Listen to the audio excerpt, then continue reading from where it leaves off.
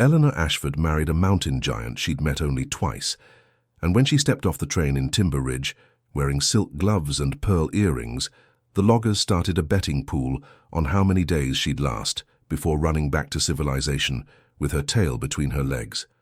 The whistle of the Northern Pacific locomotive cut through the dense fog like a blade, announcing her arrival to a town that had already decided she didn't belong. Eleanor gripped her carpetbag tighter, feeling the worn leather bite into her palm through her gloves. Gloves that were already too fine for this place, already marking her as something foreign and foolish. Through the grimy train window, she could see them gathering on the platform. Rough men in flannel and suspenders, women in practical calico with arms crossed over their chests, all eyes fixed on the passenger car with the kind of anticipation usually reserved for circus acts or public hangings. She had known this would be difficult. She had prepared herself during the 3-day journey from Boston, rehearsing conversations in her mind, steeling her spine against the inevitable judgment. But nothing could have truly prepared her for the weight of their stares when she finally stepped onto the platform, her traveling dress, modest by Boston standards but clearly expensive, drawing their gazes like moths to flame. The betting began immediately, though they made no effort to lower their voices. "I give her a week," one grizzled logger announced, spitting tobacco juice onto the platform boards. "Maybe less if there's rain." 3 days, countered another younger man with a wild beard.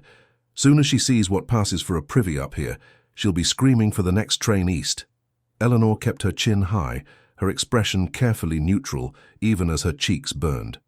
She had learned this skill in the brutal drawing rooms of Boston after her father's scandal broke, how to stand perfectly still while the world dissected you, how to breathe evenly while your reputation bled out at your feet. That training served her now as she scanned the crowd for the man who was, legally speaking, her husband. Magnus Halvorson was not difficult to find. He stood a full head above every other person on the platform, a mountain of a man with shoulders broad enough to block out the weak autumn sun filtering through the fog. 6 feet and 7 inches of Norwegian immigrant, with hands the size of dinner plates and a face carved from granite and silence. Eleanor had met him exactly twice before. Once at her cousin's wedding in Seattle, where he'd stood awkwardly at the edge of the reception, and once 3 months later, when he'd traveled to Boston to propose with all the romance of a business transaction. "Miss Ashford," he'd said in his heavily accented English, his pale blue eyes fixed somewhere over her left shoulder, "I need a wife. You need—" He'd paused, clearly struggling for diplomatic phrasing. "A new situation. I have land, a house, a profitable timber business. You would want for nothing. I ask only that you keep the home and fulfill the legal requirements for married settlement on my expansion parcels." She had said yes within the hour. What choice did she have? Her father's embezzlement had destroyed the Ashford name. Her engagement to Richard Thornton had dissolved the moment the scandal became public, replaced by whispered accusations that she'd known about her father's crimes all along. Her mother had retreated to her sister's home in Providence, too broken to fight anymore. Eleanor had nowhere else to go, no prospects, no future, except perhaps as a governess or companion, positions that required references she no longer had. So she had married a stranger through correspondence, signed papers before a judge with only the judge's clerk as witness, and boarded a train that carried her 3,000 miles from everything she'd ever known. Now Magnus approached through the crowd, which parted automatically for him, and Eleanor saw him clearly for the first time in daylight, without the blur of desperation clouding her vision. He was younger than she'd remembered, perhaps 35 to her 24, but his face carried the weathered quality of a man who'd spent his life outdoors in harsh conditions. His blonde hair, nearly white in the dim light, was pulled back in a practical queue. He wore wool trousers held up by leather suspenders over a flannel shirt that had seen better days, and his boots were caked with mud and sawdust. He stopped 3 feet away from her, maintaining that careful distance, and removed his hat. "Mrs. Halvorson," he said, and the name sounded strange and formal in his rumbling voice. "Welcome to Timber Ridge." The crowd had gone silent, watching this awkward reunion with barely concealed fascination. Eleanor could feel their judgment like a physical pressure against her skin. "Mr. Halvorson," she replied, keeping her voice steady, "thank you for meeting me." An eternity seemed to pass in that silence. Then Magnus nodded once, reached for her carpetbag, and gestured toward a wagon hitched to two massive draft horses at the edge of the platform. "The road is rough," he said. "It will take 2 hours to reach the house." Eleanor followed him to the wagon, acutely aware of every eye tracking her movement, every whispered comment dissecting her appearance. As Magnus loaded her trunk and bags into the wagon bed with ease that suggested their weight meant nothing to him, a woman's voice cut through the murmurs. "Well, ain't she a delicate little flower? Wonder how long till the mountain breaks her." Laughter rippled through the crowd. Eleanor climbed onto the wagon seat without assistance, arranging her skirts with deliberate grace, and waited for Magnus to join her. When he did, the wagon dipped significantly under his weight. He didn't speak as he guided the horses away from the station, and Eleanor didn't attempt conversation. What was there to say? They were strangers bound by legal documents and mutual desperation, heading toward a life neither of them had truly chosen. The town of Timber Ridge was smaller than she'd imagined. A single muddy main street lined with rough-hewn buildings. A general store, a blacksmith, a saloon whose painted sign was already peeling, and what appeared to be a combination church and schoolhouse. Beyond the town, the forest rose like a dark wall, evergreens stretching up the mountainside until they disappeared into low-hanging clouds. The smell of pine resin and wood smoke filled the air, so different from the coal and ocean salt of Boston that Eleanor felt dizzy with displacement. The road, if it could be called that, was indeed rough, little more than parallel ruts carved through mud and exposed roots. The wagon jolted and swayed, and Eleanor gripped the seat edge to keep from being thrown sideways. Magnus drove with steady competence, occasionally clicking his tongue at the horses, but otherwise remaining silent as stone. They climbed higher into the mountains, leaving even the small settlement behind. The forest pressed close on both sides, massive trees that must have stood for centuries, their trunks so thick that 3 men couldn't have encircled them with linked arms. Eleanor had never seen anything like it, this wild, untamed landscape that made the manicured parks of Boston seem like dollhouse gardens. "How much farther?" she finally asked, her voice sounding small against the forest's enormity. "Another hour," Magnus replied. "The house is north of the main camp, private." Private. That could mean many things. Eleanor tried not to think about what awaited her, tried not to imagine the primitive cabin that would now be her home, the isolation, the long winter months ahead with this silent giant who was her husband in name only. They passed a lumber camp, where men were working even in the fading light, their axes rising and falling in rhythmic precision. Several stopped to watch the wagon pass, and Eleanor heard the shouts and whistles even over the horses' hoofbeats. Magnus's jaw tightened, but he didn't respond, didn't even turn his head. Finally, as the light began to fail completely, they emerged into a clearing. Eleanor had been bracing herself for something truly rustic, a one-room shack perhaps, with a dirt floor and oiled paper for windows. What she saw instead took her breath away in a different manner. The house was large, solidly built of massive logs chinked with white clay, with a stone chimney rising from one end and glass windows, real glass, reflecting the last of the day's light. A covered porch wrapped around 2 sides, and behind the house she could see several outbuildings, a barn, a smokehouse, what might have been a workshop. It wasn't Boston, but it wasn't the hovel she'd feared either. Magnus brought the wagon to a stop and climbed down, then stood beside it, clearly uncertain whether to offer assistance. Eleanor solved the problem by climbing down herself, her legs stiff from the long journey. She stood in the clearing, breathing in the cold mountain air, and felt the full weight of what she'd done crash over her. This was her home now. This stranger was her husband. There was no going back. "I'll show you inside," Magnus said, his discomfort palpable. He carried her trunk as though it weighed nothing, mounting the porch steps and pushing open the door. The interior was a single large room, surprisingly clean and well-appointed. A massive stone fireplace dominated one wall, already laid with wood, ready for lighting. There was a kitchen area with a cast-iron stove, a solid wooden table with 2 chairs, and against the far wall, a bed, one bed, covered with what appeared to be a bearskin. Eleanor's heart hammered. Of course there was one bed. They were married. But Magnus must have seen something in her face because he quickly said, "I'll sleep in the barn, until... that is, you should have privacy, to settle in." The relief that flooded through her was so intense she felt lightheaded. "Thank you," she managed.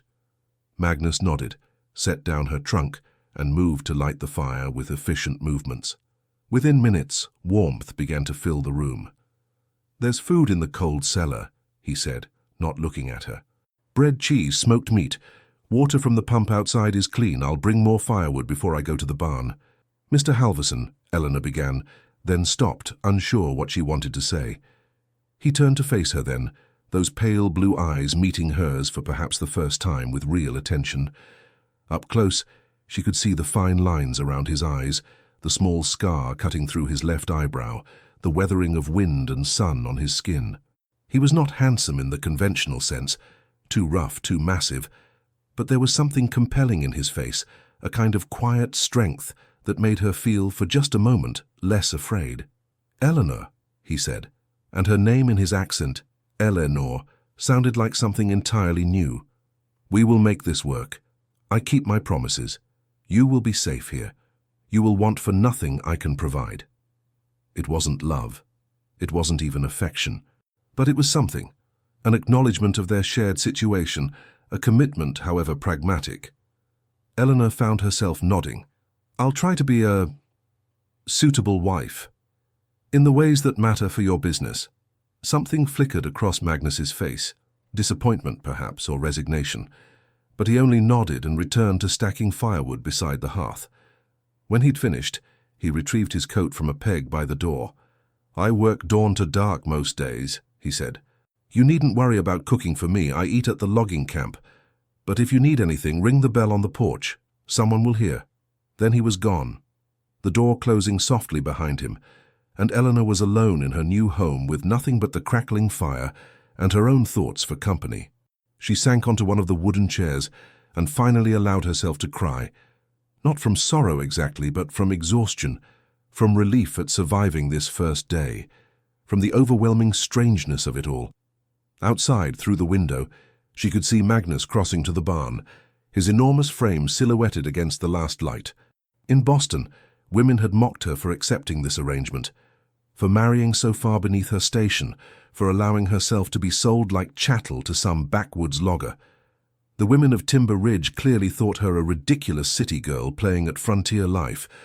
Perhaps they were all right. Perhaps she had made a terrible mistake. But as Eleanor wiped her tears and began unpacking her trunk in the firelight, she made herself a promise. She would not fail. She would not run. Whatever it took, she would prove them all wrong. She would survive this mountain, this isolation, this strange marriage. She would become strong enough that no one, not Magnus Halverson, not the town gossips, not even the ghost of her ruined Boston life, could break her. The mountain could laugh at her now, but she would have the last word. Eleanor woke to darkness so complete she momentarily forgot where she was. The sounds were wrong. No carriages clattering over cobblestones, no servants moving in distant hallways, no familiar creaking of her childhood home settling into night. Instead, she heard wind in the trees, something scratching at the wall outside, and the lonely call of an owl hunting somewhere in the vast forest. Reality crashed back.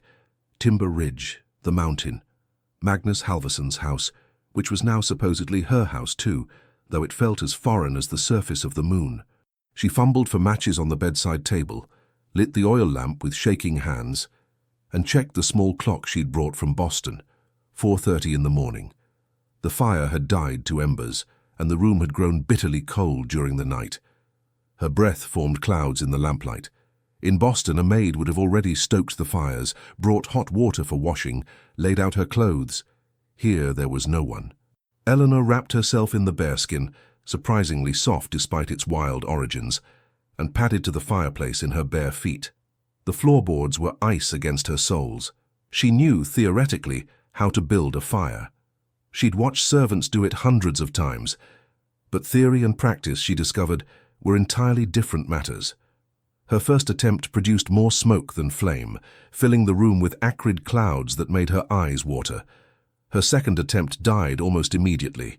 By the third try, her hands were covered in soot, and her nightgown had a black smudge across the front, but she finally coaxed a small flame to life. It was a victory so minor it would have been laughable to anyone watching. But Eleanor felt a small swell of satisfaction. She had made fire. She had not frozen. She had survived her first night on the mountain. The satisfaction lasted approximately 10 minutes, until she attempted to work the cast-iron stove and realized she had no idea how to regulate its temperature. The coffee she tried to make came out burnt and bitter. The eggs she attempted to fry stuck to the pan in a congealed mess. By the time weak sunlight began filtering through the windows, Eleanor stood in the middle of the kitchen looking at her disasters and fighting the urge to cry again. A knock at the door made her jump. She glanced down at her nightgown, filthy now with soot and egg, and grabbed a shawl to wrap around herself before opening the door a crack. Magnus stood on the porch, looking as though he'd already put in a full day's work despite the early hour. His eyes widened slightly when he saw her disheveled state. "I brought water," he said, gesturing to 2 full buckets he'd set on the porch. "Thought you might need it. For washing." Eleanor felt her face flame. She must look absolutely wretched.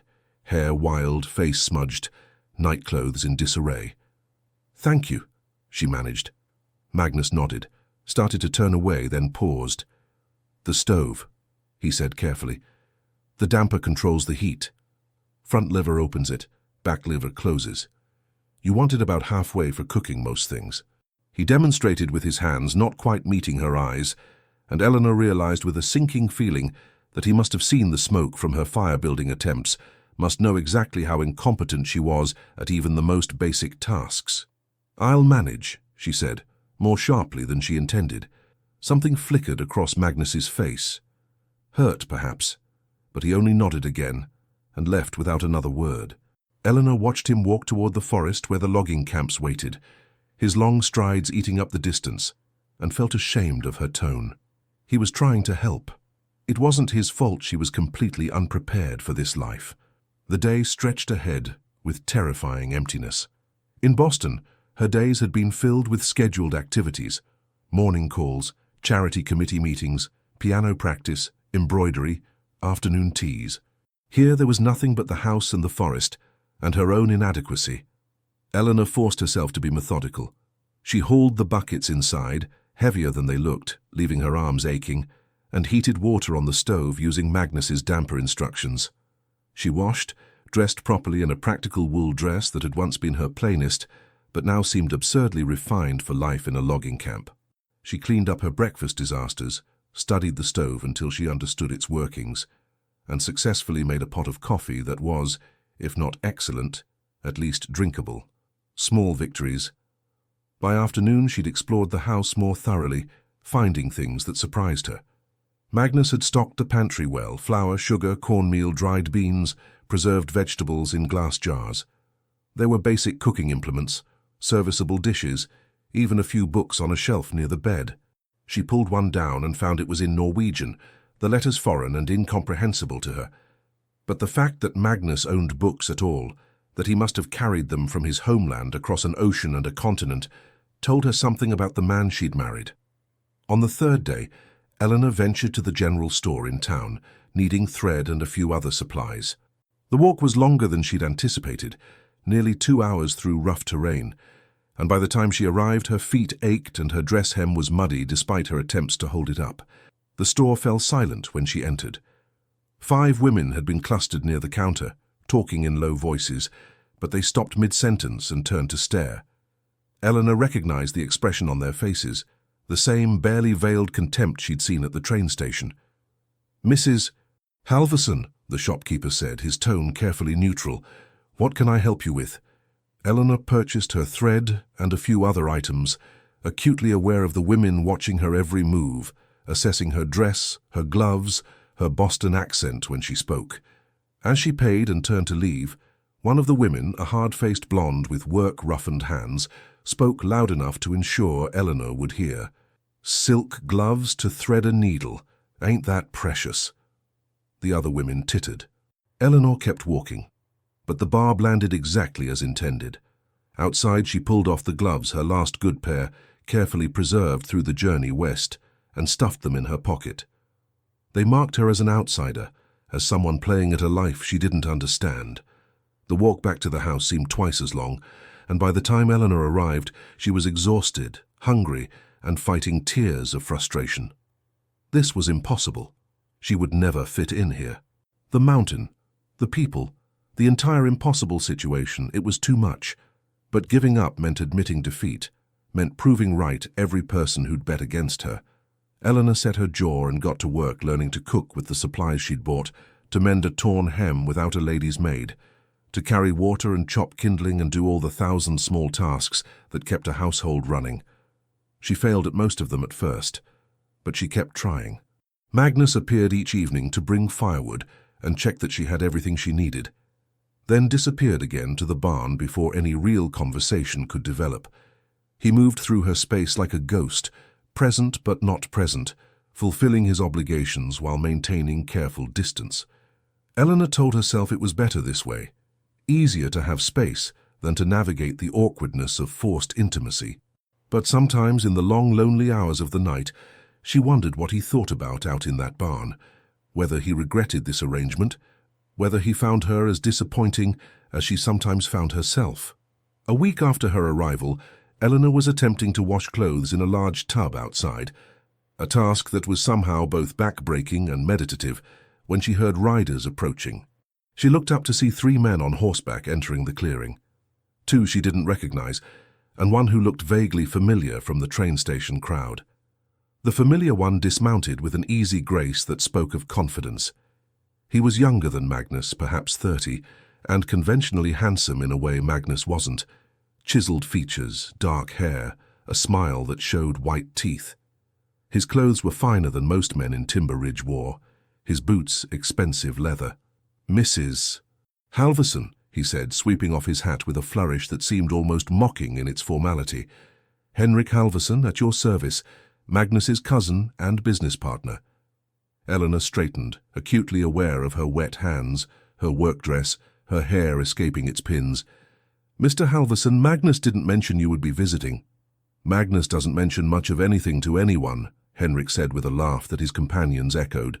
"My cousin is not known for his conversational skills, as I'm sure you've discovered. I wanted to welcome you properly to Timber Ridge, since Magnus clearly failed to introduce you to the family." There was something in his tone that put Eleanor on edge, a too smooth quality like oil on water. But he was smiling, seemed friendly, and she was desperately lonely for conversation with someone who spoke more than monosyllables. "That's kind of you," she said carefully. Henrik's eyes moved over the yard, taking in the washtub, the firewood she'd clumsily stacked, the other small evidences of her attempts at domestic competence. "Quite a change from Boston, I imagine. Magnus did tell us you came from a very refined background. This must all be rather primitive for you." "I'm adjusting," Eleanor said, lifting her chin. Of course." Henrik's smile never wavered. "But if you ever need anything, advice, assistance, someone to talk to who actually speaks proper English, you need only ask. I know how difficult Magnus can be. All that brooding silence. The man's more comfortable with trees than people, I'm afraid." One of Henrik's companions snickered. Eleanor felt her face heat, though she wasn't entirely sure why. Henrik hadn't said anything overtly offensive, but somehow his words felt like small cuts, each one designed to undermine. "Magnus has been very considerate," she said firmly. "Has he?" Henrik's eyebrows rose in exaggerated surprise. "Well, that's certainly a first. You must have some magical quality, Mrs. Halverson. Most people find my cousin as warm and welcoming as a January blizzard." More laughter from his companions. Henrik mounted his horse again, still smiling that too white smile. "Do remember my offer. Any assistance at all. We're family now, after all." They rode away, leaving Eleanor standing by her washtub with an uncomfortable feeling settling in her stomach. She couldn't articulate exactly what had bothered her about the encounter. Henrik had been nothing but friendly on the surface, but something felt wrong, like a beautiful apple hiding rot at its core. That evening, Magnus brought firewood as usual, and Eleanor decided to mention the visit. "Your cousin came by today," she said. "Henrik." Magnus froze in the act of stacking wood. "What did he want?" "Just to introduce himself, to welcome me." Eleanor studied Magnus's face, trying to read his expression. He seemed friendly. "Henrik is many things," Magnus said slowly, his accent thickening as it did when he was upset. "Friendly is not one of them. He wants something, always wants something. What do you mean? But Magnus shook his head, clearly uncomfortable with the conversation. Just be careful. Don't trust too easily. He left before Eleanor could press for more information, but his warning echoed in her mind as she prepared for bed that night. Be careful. Don't trust too easily. She was starting to realize that surviving on this mountain meant learning an entirely new language, not just the practical skills of fire building and cooking, but something more subtle. The language of silence and subtext, of what people didn't say. The language of a place where a smile might mean the opposite of welcome. Eleanor pulled the bearskin close and listened to the wind in the trees, feeling very small and very much alone. But she had survived her first week. That had to count for something. Tomorrow she would try again. She would be stronger. She would learn. The mountain might be testing her, but Eleanor Ashford Halverson was nowhere near ready to fail. The scream cut through the October night like a blade, sharp and desperate enough to wake Eleanor from uneasy sleep. She sat bolt upright in the darkness, heart hammering, uncertain if she'd dreamed it. Then it came again, a woman's voice, ragged with pain and fear, somewhere beyond the clearing. Eleanor fumbled for the lamp, lit it with shaking hands, and pulled a shawl over her nightgown. Through the window she could see lights moving in the distance, torches bobbing like fireflies in the direction of the main logging camp. Something was terribly wrong. She was reaching for her boots when Magnus burst through the door without knocking, his face grim in the lamplight. "Stay inside," he ordered. "Lock the door." "What's happened?" "Jacob's wife. The baby's coming wrong. Midwife is 3 hours away in the south camps." He was already turning to leave when Eleanor spoke. "I can help." Magnus stopped, his massive frame filling the doorway. "This is not Boston charity work. Birth is hard here. Dangerous." "I know." Eleanor was pulling on her boots, her fingers clumsy with haste. "My mother ran a lying-in hospital for poor women. I assisted her for 2 years before everything fell apart. I'm not a midwife, but I've seen difficult births. I've helped." She could see Magnus weighing her words, doubt warring with desperation. Another scream echoed through the night, and the decision made itself. "Come then, quickly."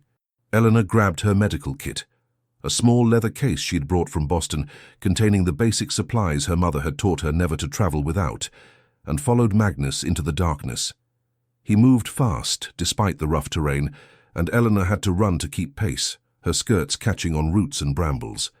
The camp cabin blazed with light, and a knot of men stood outside, their faces pale and frightened. They parted silently when Magnus approached, their eyes sliding to Eleanor with mixtures of suspicion and desperate hope.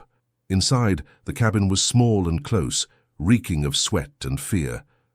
A young woman, barely 20, Eleanor guessed, lay on a narrow bed, her face contorted with pain, her shift soaked through with perspiration.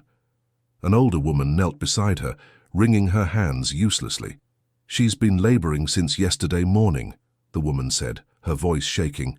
"The baby won't come. It's positioned wrong, feet first. Anna's going to die. My girl's going to die." Eleanor moved to the bedside, her training overriding her nervousness. "How long since the waters broke?" "Hours. Maybe 6 or 7. Too long. Much too long." Eleanor washed her hands in the basin of hot water someone had prepared, then gently examined the laboring woman. What she found made her stomach clench with fear. The baby was indeed breech, both feet presenting instead of the head, and the cord was tangled. Without skilled intervention, both mother and child would likely die. "Anna," Eleanor said softly, and the young woman's eyes, glazed with exhaustion and terror, focused on her. "My name is Eleanor. I'm going to help you, but you must trust me and do exactly as I say. Can you do that?" A tiny nod. Eleanor looked up to find Magnus still standing in the doorway, his face unreadable. "I need you to hold her shoulders. Keep her as still as possible. This is going to hurt and she'll fight me, but the baby will die if I can't turn it." For a moment she thought he might refuse. No decent man witnessed childbirth. It violated every social convention. But Magnus crossed the room in 3 strides and positioned himself at the head of the bed, his large hands gentle on Anna's shoulders. What followed was the longest hour of Eleanor's life. She worked by instinct and half-remembered lessons from her mother. her hands somehow knowing what to do even as her mind screamed that she wasn't qualified for this, that she would fail, that death waited in the wings for her first mistake. Anna screamed and thrashed. Magnus held her steady, murmuring words in Norwegian that Eleanor didn't understand, but that seemed to soothe the laboring woman. The older woman, Anna's mother, Eleanor learned, prayed in a constant stream. Twice Eleanor thought she'd lost the baby's heartbeat. Twice she considered giving up, certain that she was making things worse, but her mother's voice echoed in her memory. When you're in the room, you're all they have. Fear is a luxury you cannot afford. So Eleanor pushed past her fear, past her doubts, past the screaming pain in her own back and arms from the awkward position and constant strain. She felt the moment the baby turned, felt everything suddenly shift into alignment and nearly wept with relief. "Now, Anna," she commanded. "Push now, hard as you can." The baby came in a rush, a tiny girl, blue and limp and terrifyingly silent. Eleanor cleared the infant's mouth and nose with practiced efficiency, rubbed her back firmly, and after an eternity that probably lasted 10 seconds, the baby drew breath and wailed. The sound was the most beautiful thing Eleanor had ever heard. Anna's mother sobbed with joy. Magnus exhaled like he'd been holding his breath for the entire hour.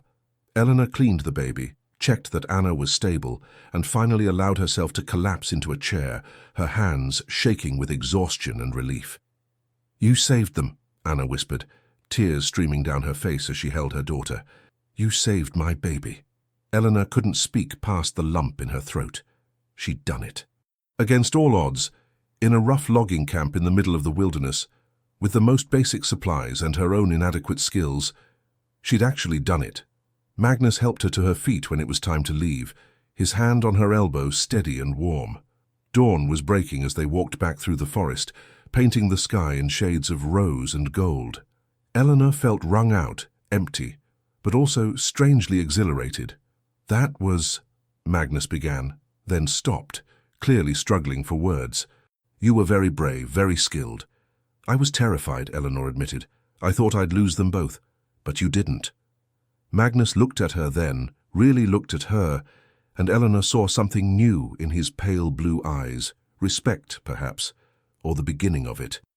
"You are stronger than you seem, Eleanor Halvorsen." It was the first time he'd used her first name without hesitation, without awkwardness.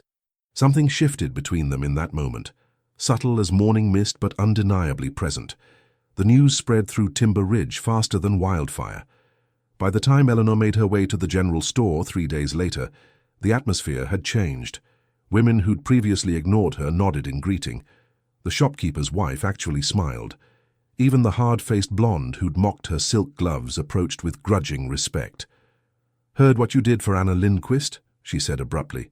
"That was good work, real good work.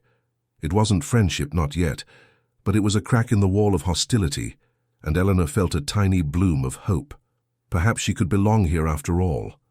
Perhaps the city girl could become something more. But not everyone was pleased with her growing acceptance. Eleanor was hanging laundry, a task she'd finally mastered, when Henrik appeared in the clearing, his usual smile firmly in place, but his eyes cold. Well, well. The Boston lady plays at being a frontier doctor. How quaint. "I don't play at anything," Eleanor said, keeping her voice level. "Anna and her baby needed help. I provided it." "Of course you did. And now the whole camp thinks you're some kind of saint." Henrik dismounted and leaned against the porch railing with studied casualness. Quite the performance. Magnus must be so proud of his accomplished wife. There it was again, that oil-slick quality to his words, superficially complimentary but laced with poison. Eleanor turned to face him fully. "Was there something you needed, Mr. Halvorsen?" "Just a friendly warning." Henrik's smile never wavered. "Don't get too comfortable here. Mountain life isn't all heroic rescues and grateful mothers. Winter's coming. Things get difficult when the snow flies. People get trapped, isolated. Sometimes they break under the pressure. Is that a threat?" "Observation." Henrik mounted his horse again. "I've seen plenty of outsiders try to make it here. Most don't last. The mountain has a way of revealing what people are really made of. I suspect you're all shine and no substance, Mrs. Halvorsen. Time will tell. He rode away, leaving Eleanor standing in the yard with wet laundry forgotten in her hands and an uncomfortable prickle of unease running down her spine. Magnus had warned her about Henrik, said not to trust him. She was beginning to understand why. That evening, Magnus arrived with firewood and something else, a carefully wrapped bundle that he set on the table with uncharacteristic nervousness. "What's this?" Eleanor asked. "Open it." Inside was a book, a beautiful leather-bound volume of Shakespeare's sonnets. Eleanor stared at it, confused. "Magnus, this must have cost—" "You have been reading to me," he interrupted, his accent thick with emotion. "At night, the Norwegian book.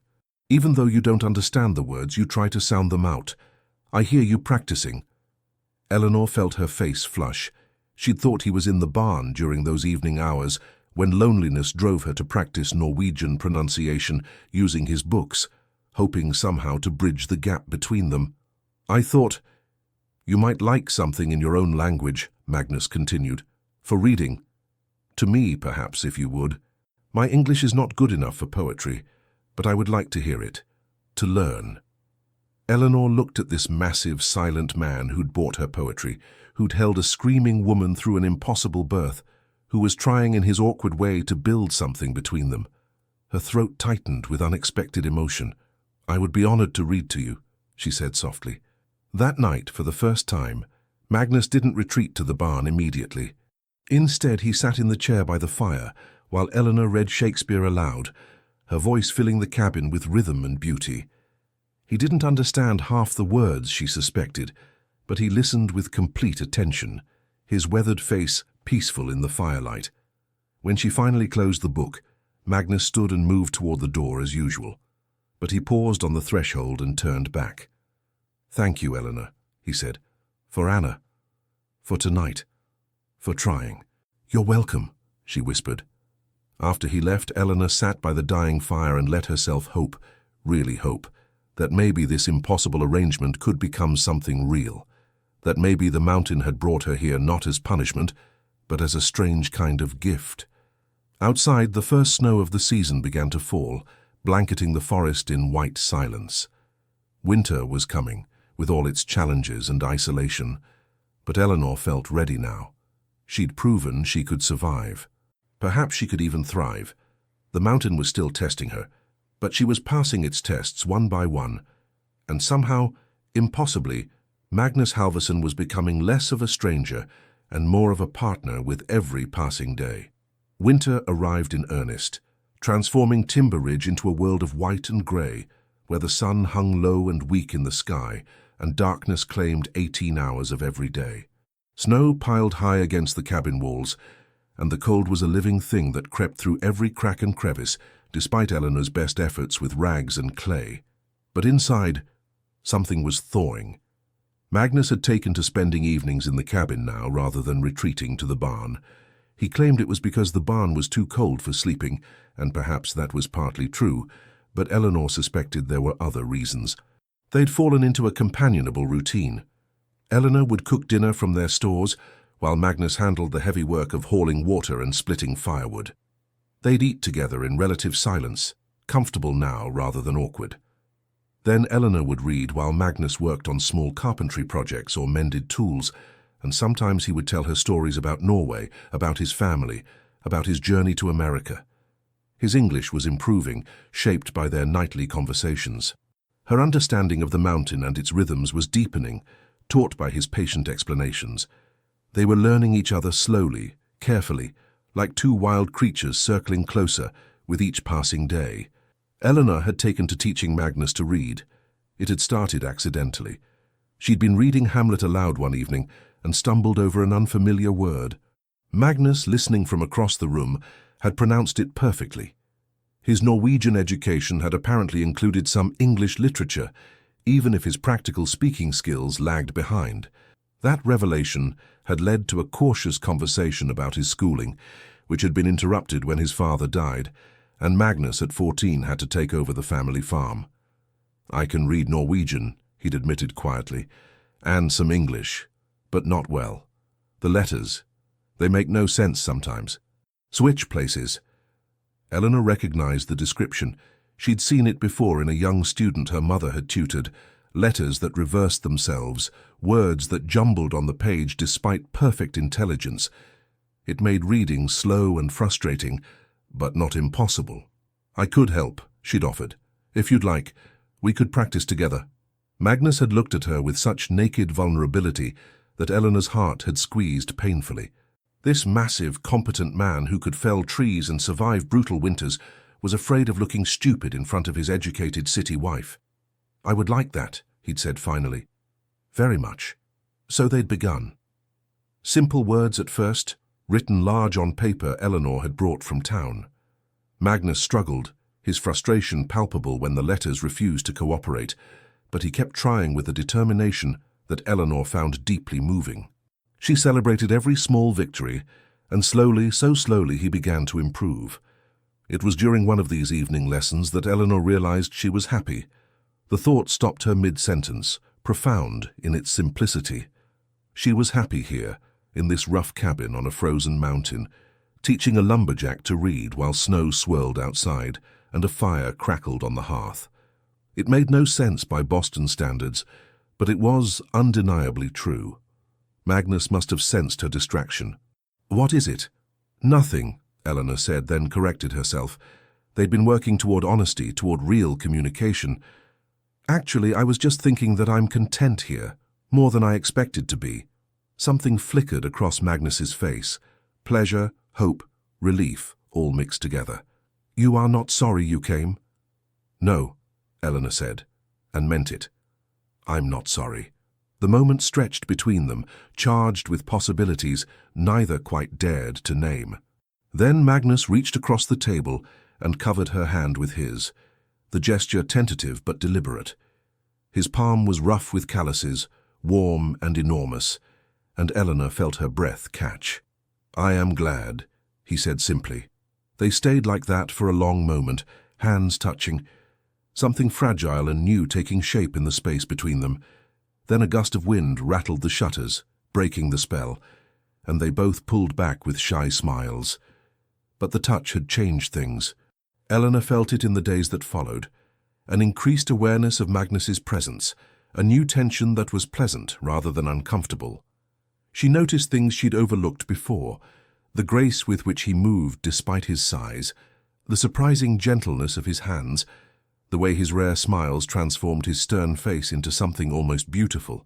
She caught him watching her sometimes, with an expression that made her pulse quicken. Neither of them spoke of it directly. They were still too cautious, too aware of how easily their fragile partnership could shatter. But the current flowing between them was unmistakable, pulling them steadily closer. The crisis came in late December, at the town meeting to discuss logging contracts for the coming year. Eleanor had been reluctant to attend. These were business matters, and women generally didn't participate beyond preparing the social meal afterward. But Magnus had asked her specifically to come, saying he might need help with some of the contract language. Henrik would be there representing his portion of the business, and Magnus wanted Eleanor's educated eye on the terms being discussed. The meeting hall was packed and overheated, smelling of wet wool and pipe smoke. Eleanor sat in the back with the other wives, trying to be invisible while staying alert for Magnus's signal. The discussion droned on, board feet and transport rates and railroad schedules that all blurred together. Then Henrik stood to speak, and Eleanor's attention sharpened. "Gentlemen, I'm proposing we shift more of our operation to the South Timber Holdings," Henrik began, his voice smooth and confident. "The trees there are larger, the terrain more accessible, and frankly the profit margins would be significantly higher. I've drawn up papers here that would allow us to expand into those parcels immediately." Magnus frowned, studying the documents Henrik was passing around. Eleanor could see him struggling with the dense legal language, his jaw tightening with frustration. "The South Holdings," Magnus said slowly. "Those are protected parcels, for future cutting. We agreed not to touch them for 10 years. Circumstances change," Henrik said, with a dismissive wave. "Those agreements were made years ago when timber prices were different. We'd be foolish not to capitalize on current market conditions." "We gave our word." Magnus's voice was quiet but firm. "To the Lumber Commission, to the Land Office. Our reputation depends on keeping that word." Our reputation, Henrik shot back, his pleasant mask slipping slightly, isn't paying the bills. Some of us have ambitions beyond subsistence logging and teaching illiterate peasants to read. The room went silent. Eleanor felt her face flush hot, understanding immediately that Henrik's jab was aimed at her as much as Magnus. Several men shifted uncomfortably. Magnus rose to his full height, and suddenly he seemed to fill the entire room. "Explain yourself, cousin. Oh, come now, everyone knows your little wife fancies herself quite the teacher. I'm sure it's very quaint, Magnus, playing house with a woman who married you because she had nowhere else to go.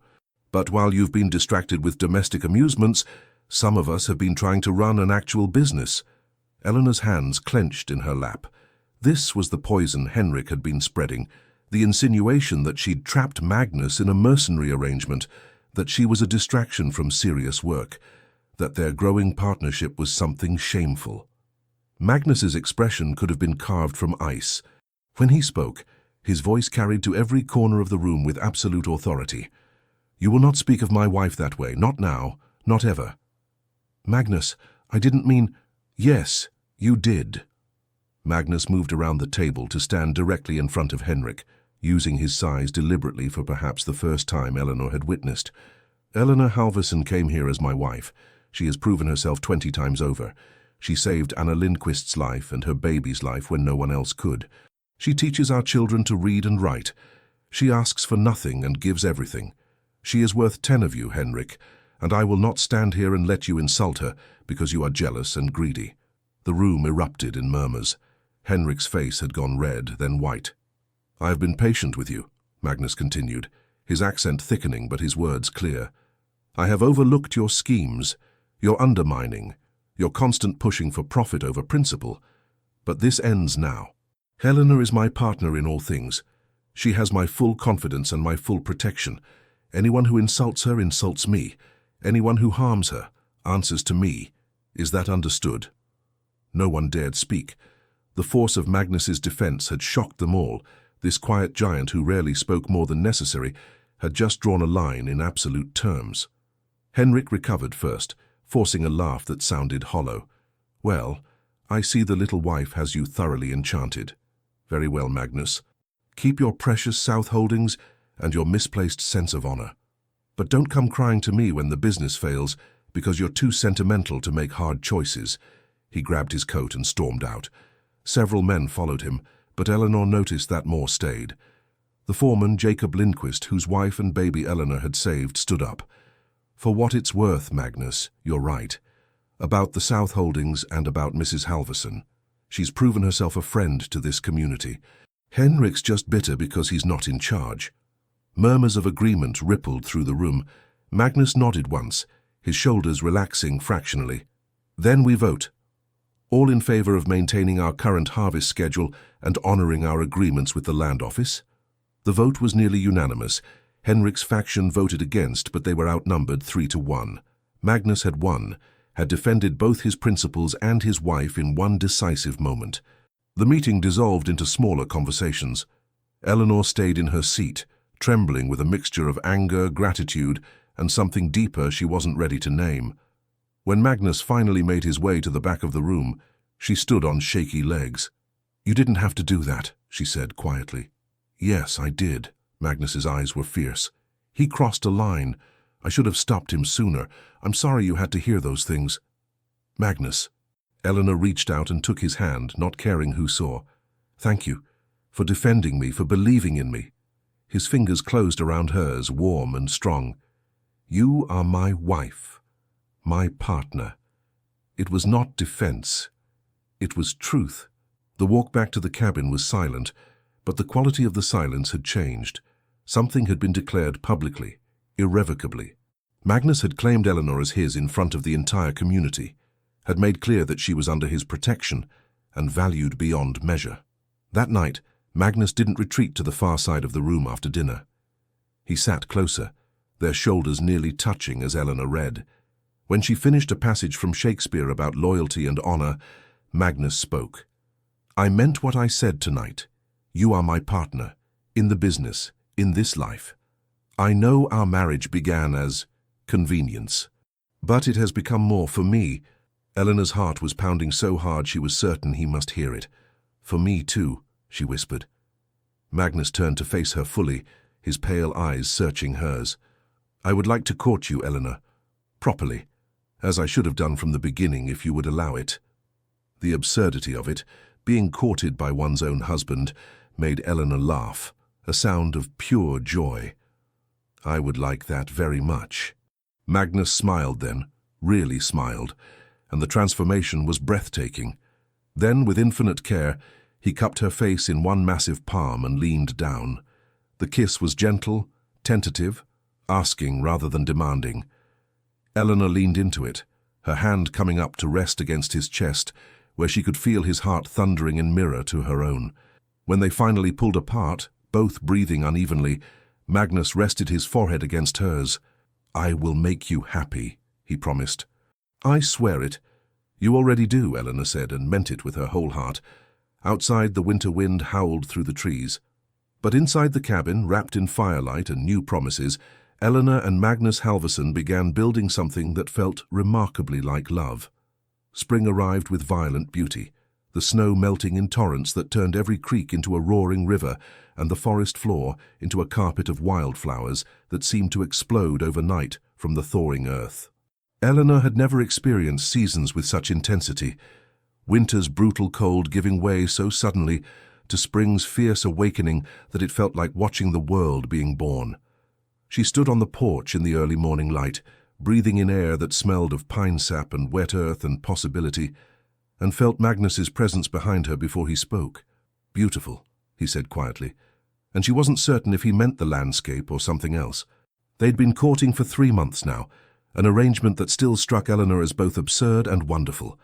Magnus brought her wildflowers he'd found in the forest. They took walks together on Sundays, his massive hand engulfing hers. He'd carved her a jewelry box with delicate flowers etched into the lid, the work so intricate and patient it had made her cry. She'd sewn him new shirts, teaching herself proper stitching through trial and error, and the pride in his eyes when he wore them was worth every pricked finger. The physical distance between them had been slowly, carefully closing. Kisses goodnight had become longer, more heated. Magnus still slept on the far side of the cabin, but the arrangement felt increasingly artificial, a formality they maintained out of some half-remembered sense of propriety rather than genuine desire for separation. Eleanor was falling in love with her husband. It was that simple and that complicated. "Magnus," she said, turning to face him, "there's something I need to tell you." His expression shifted immediately to concern. "What's wrong?" "Nothing's wrong. She took a breath, gathering courage. "I'm pregnant. About 2 months along, I think." The silence stretched for 3 heartbeats. Then Magnus swept her up in his arms with a whoop of joy that startled birds from the nearby trees. He spun her around once before setting her down carefully, as though she'd suddenly become made of glass. "A baby," he breathed, his face transformed with wonder. "Our baby." "Are you happy?" Eleanor asked, though the answer was written clearly in every line of his expression. "Happy?" Magnus cupped her face in both hands. "Eleanor, I am. There are no words. You have given me everything. A home, a partner, and now this.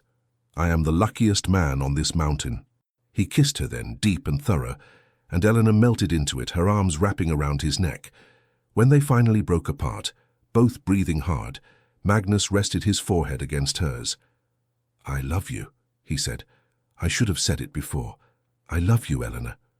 "I love you too," she whispered, and felt the last walls between them finally crumble. The news spread through Timber Ridge with the same speed as everything else in the small community. Women who'd once scorned Eleanor now stopped her with advice and hand-me-down baby clothes.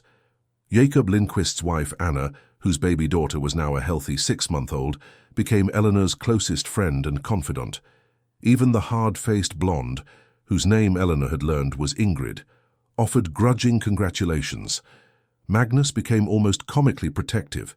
He worried about Eleanor lifting anything heavier than a book. He fretted about her walking to town alone. He started coming home earlier from the logging camps, unable to stay away when he knew she was carrying their child. Eleanor found it endearing and occasionally frustrating in equal measure. "I'm pregnant," Not made of porcelain, she told him, after he'd insisted on carrying her across a puddle that was barely an inch deep. You are carrying the most precious thing in the world, Magnus replied, with such earnest sincerity that Eleanor couldn't stay annoyed. But spring's beauty brought spring's dangers. In late April, a logger came running to the house in the middle of the afternoon, his face pale with fear. Mrs. Halverson, forest fire, spreading fast from the south camps. Magnus says to bring you to town, to safety. Eleanor's heart lurched. Forest fires were the nightmare of every logging community. They could consume camps, destroy timber, kill anyone caught in their path. How bad? Bad enough. Winds pushing it north toward the main camps. All hands are fighting it. Eleanor made a decision in seconds. Tell Magnus I'm not going to town, I'm coming to help. Ma'am, you can't. I can and I will. Those men will need food, water, medical supplies if anyone's injured. I'm coming. She ignored the logger's protests, packed supplies with efficient speed, and followed him to the fire line. The scene was chaos. Men everywhere wielding axes and shovels, cutting fire breaks, beating back flames with wet blankets. Smoke hung thick in the air, turning the afternoon sun blood red. The heat was intense even from a distance, and the roar of the fire was like a living beast. Magnus appeared out of the smoke, soot-streaked and wild-eyed. Eleanor, what are you doing here? I told them to take you to safety. I'm helping, she said firmly. Don't argue. Where do you need me? For a moment she thought he'd try to force her to leave, but then another section of forest caught with a whoosh of flame, and Magnus made a choice. Water station. Keep the men supplied. Stay away from the fire line. Promise me. I promise. What followed were the longest 3 days of Eleanor's life. She worked alongside other women who'd refused to evacuate, hauling water, preparing food, tending minor burns and injuries. The fire fought them at every turn, jumping fire breaks, finding new fuel in the bone-dry underbrush. Men collapsed from exhaustion and staggered back to the line after brief rests. The smoke was so thick that Eleanor's eyes streamed constantly and her throat felt raw. She saw Magnus only in brief snatches, a moment to gulp water, to wolf down bread and cheese, to check that she was safe before plunging back into the inferno. He was magnificent in his element, directing crews, working twice as hard as any other man, his strength seemingly limitless. On the second night, Eleanor dozed fitfully against a tree, too exhausted to make the journey home. She woke to find Magnus had wrapped his coat around her and was sitting nearby, keeping watch even though he should have been sleeping. You should rest, she murmured. So should you. He moved closer, pulling her against his chest. They sat like that in the darkness, covered in ash and soot, too tired for words, but drawing strength from each other's presence. I was terrified, Magnus admitted quietly, when I saw you here, pregnant, in danger. But then I watched you work, saw how much the men needed what you provided. You were right to come. You're always right. Eleanor turned to look up at him. His face was smudged black, his eyes red-rimmed, his hair singed in places. He'd never looked more beautiful to her. We're partners, she said simply, in everything. For better or worse. For better or worse, Magnus echoed, and kissed her forehead gently. On the third day, the wind finally shifted.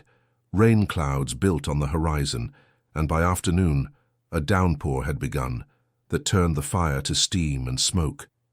The crisis was over. They'd lost some timber in the South Holdings, but no lives, no buildings, no camps. It was as close to victory as anyone could hope for. The journey home was quiet, both of them too exhausted for conversation. Magnus supported Eleanor when she stumbled, and she did the same for him, their bodies moving in synchronization born of deep partnership. At the cabin, Magnus heated water while Eleanor collapsed into a chair.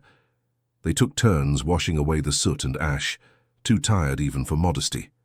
When Eleanor emerged from behind the privacy screen in her nightgown, clean and finally warm, Magnus was already asleep in the bed, their bed, for the first time not maintaining the polite fiction of separation. Eleanor slid in beside him, and Magnus unconsciously curved around her, one protective arm draping across her waist where their baby grew. She felt the last piece of something click into place, a rightness so profound it brought tears to her eyes. They'd been forged together in fire, literally and figuratively. What had started as a desperate arrangement had become a real marriage, built on respect and partnership and love that had grown slowly, carefully, in the harsh soil of the mountain. Over the following weeks, as spring deepened toward summer and Eleanor's belly began to show the gentle curve of pregnancy, they began making plans. Magnus started building a cradle from carefully selected cedar. Eleanor sewed tiny clothes, marveling at how small they were. They talked about names, about the future, about expanding the house to accommodate a growing family. The business was thriving. Magnus's principled stance about the South holdings had earned respect from other timber operations and favorable contracts with railroad companies. Henrik had been increasingly marginalized, his schemes consistently blocked by the community's trust in Magnus. One evening in early June, as they sat on the porch watching the sun set behind the mountains, Magnus took Eleanor's hand. "I have been thinking," he said carefully, "about the future. I want to establish a school. A real school, not just lessons in our cabin, for the children of Timber Ridge, and I want you to run it." Eleanor stared at him. "Magnus, that would cost—" "I have the money. The business is profitable. But more than that, it's the right thing to do. These children deserve education. You've proven what a good teacher you are. I want to build something lasting, for them, for our children, for the community." It was perhaps the longest speech Magnus had ever made, and Eleanor felt her throat tighten with emotion. This quiet man who'd been dismissed as an uncultured lumberjack had just proposed something that would transform the entire region. "Yes," she said, her voice breaking. "Yes, absolutely yes." Magnus smiled and pulled her close. They sat like that as darkness fell, wrapped in each other and in dreams of the future they were building together. Everything felt possible now. Everything felt right. Eleanor didn't know that Henrik was watching from the tree line, his face twisted with envy and rage. She didn't know that her contentment would soon be shattered, that the happiness they'd built was about to be tested in ways neither of them could anticipate. For now there was only this moment, the mountain air sweet with summer flowers, Magnus's steady heartbeat beneath her ear, and the gentle flutter of new life growing inside her. For now, there was only love. The summer passed in a golden haze of contentment that Eleanor had never imagined possible. Magnus devoted himself to building the schoolhouse with an intensity that spoke of how much the project meant to him. He worked on it during every spare moment, sometimes by lamplight after full days in the logging camps. His hands bleeding from splinters, he barely seemed to notice. Eleanor helped with the planning, designing the interior layout, ordering books and supplies from catalogs that arrived by mail from Seattle and Portland. The community rallied around the project with enthusiasm that surprised everyone. Men donated labor on Sundays. Women organized fundraising socials. Even the minister contributed lumber from church surplus. The schoolhouse rose from the center of town like a declaration of hope. Solid timber construction with real glass windows and a bell tower that Magnus had insisted on despite the extra cost. Children should hear the bell calling them to learning, he'd said with the simple conviction that Eleanor found so endearing. By August the building was complete, and Eleanor stood inside the empty classroom with tears streaming down her face. Desks lined the room in neat rows, a chalkboard dominated the front wall, and shelves waited to be filled with the books that were en route. It was beautiful. It was real. It was theirs. Magnus found her there, wrapped his arms around her from behind, his hands splaying protectively over her rounded belly, where their baby was now making itself known with frequent kicks. "Happy?" he asked, though he must have known the answer. "So happy I can barely breathe," Eleanor replied. "Magnus, this is incredible. You've given the children of Timber Ridge something that will change their lives." "We have given them something," Magnus corrected gently. "This is our gift, together." The school opened in September with 15 students ranging from 6 to 14 years old. Eleanor, now visibly pregnant, stood at the front of the classroom on that first day and felt a sense of purpose so profound it was almost painful. This was what she'd been meant to do. This was home. The children were eager and bright, starved for education that had been beyond their reach in the scattered logging camps. Eleanor threw herself into teaching with passionate dedication, finding creative ways to make lessons engaging even with limited supplies. Magnus would sometimes stop by during the day, standing in the doorway watching with an expression of such pride and love that Eleanor would lose her train of thought mid-sentence. Their marriage had deepened into something neither of them had words for. They moved through their days in perfect synchronization, anticipating each other's needs, communicating as much through touch and glance as through words. Magnus had become more talkative, his English fluent now, full of dry humor that caught Eleanor by surprise and made her laugh. Their nights were tender and passionate by turns, Magnus's concern for the baby making him gentle, even as the heat between them burned hotter. Eleanor had never imagined physical intimacy could be like this, a conversation, a sharing, a joining that left her feeling more whole rather than diminished. "I didn't know marriage could be like this," she confessed one night, lying in the darkness with Magnus's hand tracing lazy patterns on her hip. "In Boston, marriages were about propriety and social standing. It's so much more." "In Norway, my parents had this," Magnus said quietly. "This partnership, this love. I watched them and wanted the same. But my first wife—" He paused, and Eleanor held her breath. Magnus rarely spoke of his first marriage. She was a good woman. But we were young, forced together by families. We never had time to build what we have now. She died in childbirth after only a year. The baby, too." Eleanor's heart clenched. "Oh, Magnus, I'm so sorry." "I am terrified," he admitted, his voice breaking slightly. "Every day as you grow larger, I am terrified of losing you the same way. I couldn't survive it, Eleanor. You are my heart now." She rolled over to face him, cupping his face in her hands. "I'm strong. I'm healthy. Anna and I have talked about the birth, made plans. I'm not going anywhere, Magnus. I promise." He pulled her close, burying his face in her hair. "I will hold you to that promise." But their happiness seemed to make Henrik's bitterness more pronounced. He'd been notably absent from the schoolhouse project, refusing to contribute labor or funds. His portion of the logging business was struggling, while Magnus's thrived, and the contrast clearly ate at him. Eleanor encountered him in town one afternoon in late September, her arms full of books for the school. Henrik was exiting the saloon, clearly having spent the afternoon drinking, and his eyes when they landed on her were poisonous. "Well, if it isn't the conquering heroine," he slurred, "Mrs. Magnus Halvorson, teacher and saint. Tell me, does it ever get exhausting being so perfect? Henrik, you're drunk. Go home. Home to what? An empty house while my cousin plays happy families with his educated whore?" Eleanor felt her face go white. "How dare you—" "Everyone knows you trapped him," Henrik continued, his voice rising. "Played the helpless victim needing rescue, spread your legs once he was obligated, and now you're breeding like the opportunist you are.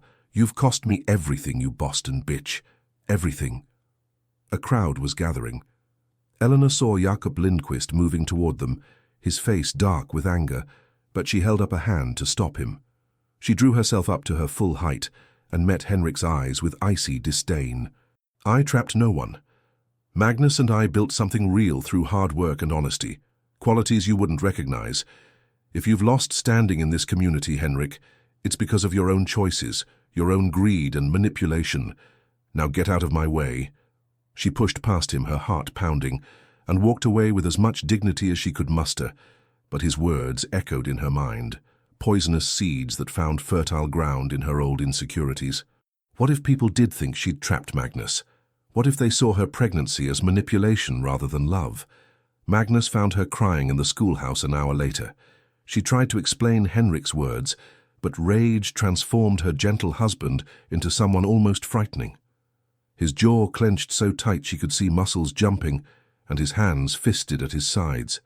"He called you what?" Magnus's voice was dangerously quiet. "It doesn't matter. It matters." Magnus was already moving toward the door. "It matters very much." "Magnus, don't. He's not worth it. He's just bitter and drunk." But Magnus was beyond listening. He walked straight to the saloon where Henrik was still drinking, and according to witnesses who told Eleanor later, he picked his cousin up by the shirt collar and literally threw him into the street. "You will apologize to my wife," Magnus had said, his voice carrying to every corner of the town square. "Now." Henrik, sprawled in the mud, had laughed. "Make me, cousin. We both know you won't actually hurt family." Magnus had leaned down until his face was inches from Henrik's. "You are no longer family. You are nothing. You will leave Timberridge by tomorrow, or I will remove you myself. And Eleanor is not my wife. She is my love, my partner, my everything, the mother of my child and the reason I wake grateful every morning.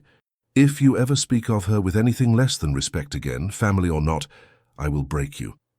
Then he'd walked away, leaving Henrik in the mud and the entire town buzzing with the confrontation.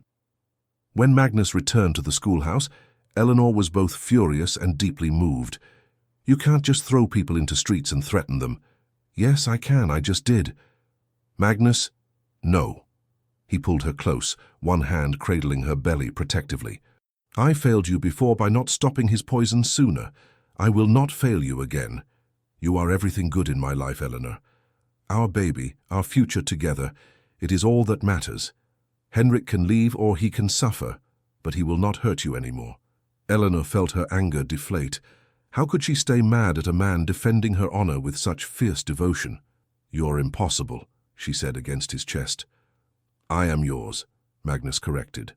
"Always." Henrik did leave Timberridge the next day, but not quietly.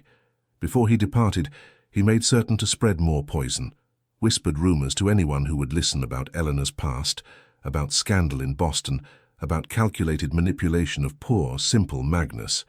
Most dismissed it as sour grapes, but some listened, some wondered. Eleanor felt the shift in certain quarters, a new coolness from a few families, speculative glances, conversations that stopped when she entered rooms.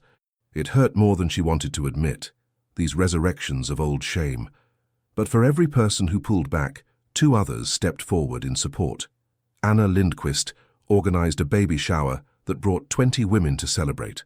The students in Eleanor's school made her cards and gifts.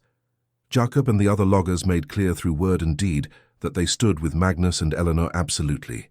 The baby was due in December, and as autumn painted the mountains in spectacular shades of gold and crimson, Eleanor and Magnus prepared their home and their hearts.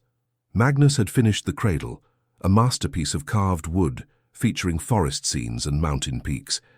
Eleanor had sewn blankets and gowns. They'd chosen names, Thomas for a boy, after Magnus's father, or Lily for a girl, after Eleanor's mother. One evening in November, sitting by the fire as early snow began to fall outside, Magnus placed his hand on Eleanor's belly and felt their child move beneath his palm. His eyes filled with tears. "I cannot believe this is my life," he said. "1 year ago I was alone. I had no hope for happiness. And now," he gestured helplessly at the room, at Eleanor, at everything they'd built. "Now I have everything." Eleanor took his hand and pressed it more firmly against her belly where the baby was performing what felt like acrobatics. "We have everything," she corrected. "We have everything," Magnus agreed. They had no way of knowing that Henrik had not actually left the region, that he was still watching, still scheming, still nursing his rage like a poisonous flame. That the letters he'd been writing to Boston, digging into Eleanor's past, inquiring about the Ashford scandal, would soon arrive from certain acquaintances who were happy to share every salacious detail. They had no way of knowing that their perfect happiness was about to be tested in ways that would nearly destroy them both. For now, there was only this moment. The fire crackling warmth, the baby moving beneath Magnus's hand, and the snow falling soft and clean outside their window. For now there was only love and hope, and the beautiful innocence of not knowing what was coming. December arrived with snow that seemed determined to bury Timber Ridge under a blanket of white so thick that the world became silent and small, shrunk to the distance a person could see through swirling flakes. Eleanor's baby was due any day now, and she'd stopped teaching at the school, turning her classes over to Anna Lindquist, who proved surprisingly capable despite her limited formal education. Eleanor spent her days preparing the cabin, nesting with an intensity that amused Magnus. She reorganized cupboards that didn't need organizing, washed baby clothes that were already clean, and fretted about details that seemed monumentally important one moment and trivial the next. Her emotions were volatile, swinging from joy to tears without warning, and Magnus navigated her moods with patient good humor. "The baby will come when she's ready," he said one evening, finding Eleanor rearranging the cradle position for the third time that day. "Stop worrying." "How do you know it's a she?" Eleanor asked, breathless from the effort of moving furniture in her condition. "I just know." Magnus guided her to a chair and knelt in front of her, his hands gentle on her swollen belly. "A girl as beautiful and stubborn as her mother." Eleanor laughed, despite her anxiety. "And what if he's a boy as silent and immovable as his father? Then we'll love him just the same." It was one of their last peaceful moments. The letters arrived on a Wednesday, brought by a mail carrier who'd struggled through the snow from the railroad depot. 3 of them, addressed to various prominent citizens of Timber Ridge, including the minister, the mayor, such as he was, and the president of the logging association, all from Boston, all containing detailed information about the Ashford scandal. Eleanor knew nothing about them until Magnus came home early from the camps, his face ashen, carrying a 4th letter that had been delivered to him personally. He stood in the doorway, letting cold air and snow blow in, just staring at her with an expression she couldn't read. "Magnus? What's wrong?" He closed the door slowly and handed her the letter without speaking. Eleanor's hands shook as she unfolded it and began to read. It was from Henrik. That much was clear from the gloating tone, if not the signature. But the information contained within came from Boston sources, people who'd been all too happy to share every sordid detail of the Ashford family disgrace. Eleanor's father hadn't just embezzled from his company, he'd stolen from widows and orphans, from a charitable trust meant to help the poor. The amounts were staggering. He'd fled before arrest, abandoning his family to face the consequences, and was rumored to be hiding in Mexico under an assumed name. Eleanor herself had been engaged to Richard Thornton, son of one of the families her father had robbed. The engagement had ended not just because of the scandal, but because Richard had publicly accused Eleanor of helping her father hide assets, of wearing jewelry bought with stolen money, of being complicit in the theft even if the law couldn't prove it. The letter claimed that Eleanor had married Magnus purely to escape arrest, that she targeted a wealthy but simple man who wouldn't ask too many questions, that her entire presence in Timber Ridge was a calculated con designed to secure financial safety and social rehabilitation. It suggested that her pregnancy was intentionally timed to trap Magnus permanently, that her teaching and charity work were performances designed to gain community sympathy, that everything she'd done since arriving was manipulation of the highest order. The worst part was that none of it was entirely false. The facts about her father were accurate. Richard had made those accusations, though they'd been lies born of his own humiliation. She had married Magnus partly to escape an impossible situation, but the truth was so much more complicated than the letter made it seem. The context, the nuance, the journey from desperate arrangement to genuine love, none of that was reflected in Henrik's poisonous summary. Eleanor looked up from the letter to find Magnus watching her, and her heart broke at what she saw in his face. Not anger exactly, but something worse. Doubt, hurt, the terrible uncertainty of a man questioning everything he'd believed. "It's not," she began, then stopped, because how could she explain? "Magnus, the facts are accurate, but the interpretation is all wrong. Yes, my father embezzled. Yes, I was accused of helping him. Yes, I married you partly to escape, but I didn't trap you. I didn't manipulate you. What we have now is real." "Is it?" Magnus's voice was flat, emptied of emotion. "Or have I been the fool everyone always said I was? The simple lumberjack, barely literate, easy to deceive? No, Magnus, you're not simple, you're not a fool." "Henrik sent copies to half the town," Magnus interrupted. "The minister, the mayor, the logging association president. By tomorrow everyone will know. Everyone will be talking about how Eleanor Ashford, not even Halverson, because apparently our marriage was just a convenience, played me for a complete idiot. That's not true, isn't it?" Magnus pulled out a chair and sat down heavily, suddenly looking years older. "You never told me about the accusations, about being suspected of helping your father steal. You said there was scandal, but you made it sound like you were just collateral damage, not actively accused. Because I wasn't guilty." Eleanor was crying now, tears streaming down her face. "Richard lied because he was embarrassed. The investigators found no evidence because there was no evidence. I wore jewelry my father bought, yes, But I didn't know it was purchased with stolen money. I was 23 years old, Magnus. I trusted my father. I didn't know." "But you didn't tell me." Magnus's voice cracked. "We've shared a bed. You're carrying my child. We talked about building a life together. And you never thought to mention that half of Boston thinks you're a thief." "I was ashamed," Eleanor sobbed. "I was terrified that if you knew the full extent of it, you'd look at me the way you're looking at me right now. Like I'm something dirty and dishonest. I was wrong not to tell you, I know that. But I didn't lie about my feelings. I didn't fake falling in love with you." Magnus stood abruptly and walked to the window, his back to her. The silence stretched so long that Eleanor thought she might shatter from it. When he finally spoke, his voice was barely above a whisper. "I need time to think. To understand what's real and what's... I don't know anymore. Magnus, please, there's a town meeting tonight to discuss these letters. Henrik will be there, I'm sure, to enjoy his victory. I have to go. I have to face them. I'll come with you."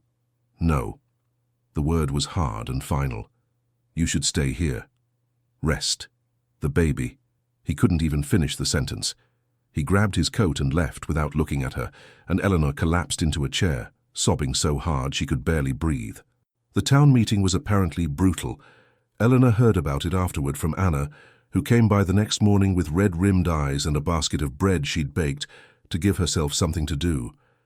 Henrik had been there, smug and triumphant, reading portions of the Boston correspondence aloud and adding his own commentary about how Eleanor had deceived them all. Some people had defended her.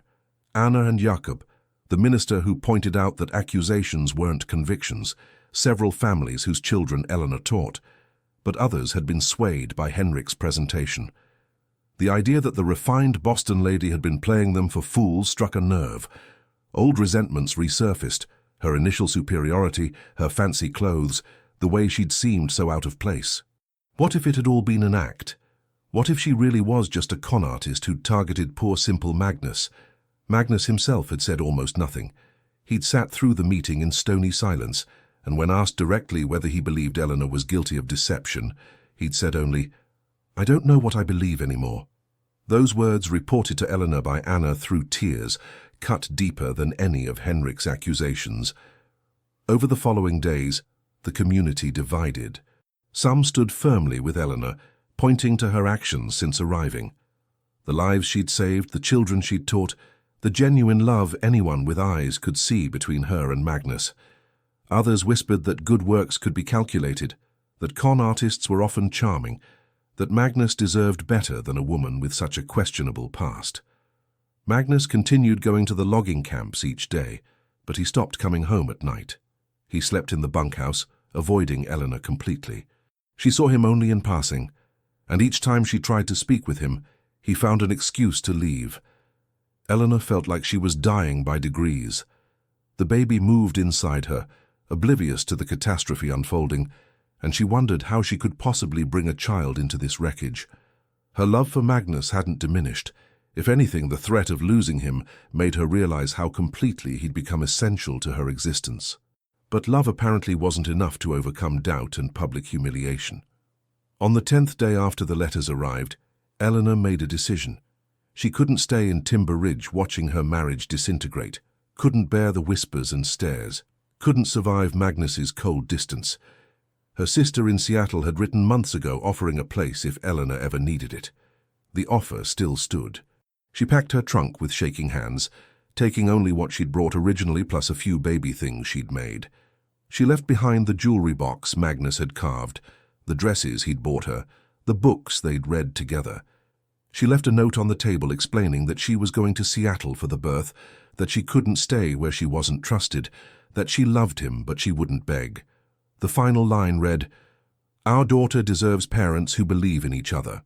Since you can no longer believe in me, I'm setting you free. Be happy, Magnus, you deserve that." She hired a wagon to take her to the train station, her belly so large she could barely climb aboard. The driver was sympathetic but silent, and Eleanor was grateful for the lack of conversation.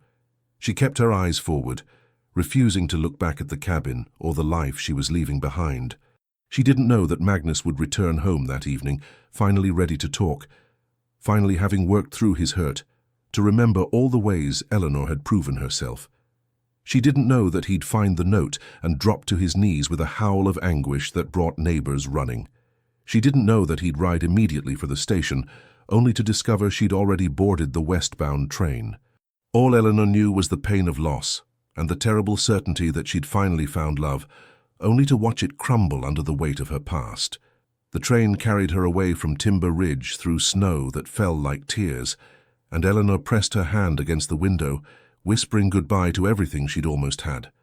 Magnus stood on the empty platform, watching the train's lights disappear into the snow, and felt something inside him break completely. The station master, an older man who'd known Magnus for years, approached cautiously. "She took the 4:15 to Seattle," he said quietly. "Looked about ready to deliver any moment, if you ask me. Not safe, traveling in her condition, but she was determined." Magnus couldn't speak. He'd been such a fool. 10 days of cold silence, of wounded pride, of listening to Henrik's poison instead of remembering who Eleanor actually was. 10 days of punishing her for sins that might not even be sins, for a past she couldn't control, while ignoring everything she'd proven about her character since arriving. And now she was gone, carrying his child into an uncertain future because he'd failed her when she needed him most. "There's another train tomorrow morning," the station master offered. "If you wanted to follow—" "I have to go back," Magnus interrupted, "to the town. There's something I need to do first." What he needed to do was confront Henrik and get the full truth, whatever it took. Magnus rode back to Timber Ridge through the darkness with a clarity of purpose he hadn't felt in days. He'd allowed himself to be manipulated by a jealous man's lies. He'd let doubt poison something precious. Now he would fix it, whatever the cost. He found Henrik at the saloon, celebrating with a few cronies who'd sided with him against Eleanor. Magnus walked in without preamble, grabbed his cousin by the collar, and dragged him outside into the snow. "You're going to tell me the truth," Magnus said, his voice deadly calm. "All of it. Every detail of how you found this information and why you spread it now." Henrik tried to bluster, but Magnus simply lifted him off his feet and held him against the wall. "Talk, now." The story came out in fits and starts. Henrik had hired a private investigator in Boston, paying him to dig up dirt on Eleanor. The investigator had found the Ashford scandal easily enough. It had been splashed across society pages for weeks. But he'd also found something Henrik had conveniently left out of his letters. The investigation had completely cleared Eleanor of any wrongdoing. The prosecutor had publicly stated there was no evidence of her involvement. Richard Thornton's accusations had been dismissed as baseless. Henrik had deliberately omitted that information from the letters he'd sent around town, presenting only the accusations and none of the exoneration. He'd manipulated the truth to make Eleanor look guilty when she'd been officially declared innocent. "Why?" Magnus demanded, his grip tightening. "Why destroy her? She never did anything to you." "She took you away from the business," Henrik spat. "You used to focus on profit, on expansion. Then she arrived and suddenly it was all about principles and community and building schools. You chose her over everything we'd built. I chose to be a decent human being, something you clearly know nothing about." Magnus threw Henrik back into the snow. "You're going to write a retraction, tonight, explaining that you deliberately misrepresented the facts, that Eleanor was cleared of all accusations, that you lied to destroy her reputation out of jealousy. You're going to deliver it to every person who received your original letters. And if I refuse, then I destroy you, professionally, financially, socially. I buy out your share of the business for the minimum legal amount. I ensure you never work in timber again. I make your life so difficult, you'll wish you'd never heard the name Halverson. Choose now." Henrik saw the absolute determination in Magnus's face and realized he'd finally pushed too far. The silent giant had a limit, and Henrik had crossed it spectacularly. "Fine," he muttered. "I'll write your damn retraction." Now, at the minister's house, with witnesses, they marched through the snow to the minister's home, where Magnus demanded the man wake up, despite the late hour. Within an hour, Henrik had written a full confession, admitting to his manipulation and providing the documentation that proved Eleanor's innocence. The minister and 2 other prominent citizens signed as witnesses, but Magnus knew a letter wouldn't be enough. Eleanor was gone, heartbroken, believing he'd chosen doubt over love. Words on paper wouldn't bring her back. He needed to go to her, to prove through action that he believed in her, that he'd been a fool, that he wanted her back more than he wanted his next breath. "I'm going to Seattle," he told Jacob the next morning. "Tonight, if possible. I need to bring Eleanor home. Magnus, there's a blizzard coming. You can see it building." Jacob gestured to the threatening sky. "The pass will be impassable by this afternoon. You'll be risking your life." "I don't care. She's carrying my child, thinking I abandoned her, thinking I chose doubt over her. I have to reach her before—" His voice broke. "Before the baby comes and she goes through it alone." "Then I'm coming with you," Jacob said firmly. "You'll need someone to watch your back if the weather turns bad." They left within the hour, riding hard through deteriorating conditions. The snow started as light flurries but quickly intensified into a whiteout. The temperature plummeted. The horses struggled through drifts that grew deeper with every mile. Halfway to Seattle, the storm became genuinely dangerous. Visibility dropped to a few feet. The wind howled like a living thing, and ice formed on their coats and the horses' manes. Jacob shouted something Magnus couldn't hear over the wind. They found minimal shelter under an overhang of rock and huddled there with the horses, waiting for a break that didn't come. Hours passed. Magnus knew they were losing time, knew that every minute delayed was another minute Eleanor spent believing she was alone. "We can't stop," he finally shouted to Jacob. "I have to keep going. You'll die if you try to push through this. I'll die anyway if I lose her." It was madness to continue, but Magnus couldn't make himself stop. He mounted his exhausted horse and pushed back into the storm, Jacob cursing but following. They navigated by instinct and prayer, unable to see the trail, trusting the horses to find their way. Sometime near dawn, the storm finally broke. They emerged from the mountains battered and half-frozen but alive, with Seattle visible in the distance. Magnus didn't stop to rest. He rode straight to the address Eleanor had left in her note, her sister's townhouse in a respectable neighborhood near the harbor. He dismounted and pounded on the door, aware he must look like a wild man, ice in his beard, clothes frozen stiff, eyes red-rimmed and desperate. A woman answered, middle-aged and stern-faced, clearly Eleanor's sister from the resemblance around the eyes. "I'm Magnus Halverson," he said without preamble. "I need to see Eleanor." The sister's expression hardened. "You have some nerve showing up here after what you put her through. She arrived 3 days ago devastated, heartbroken." "I know. I was wrong. I was a fool. Please, I need to see her. She doesn't want to see you. I don't care. I'm not leaving until she does." Magnus softened his tone.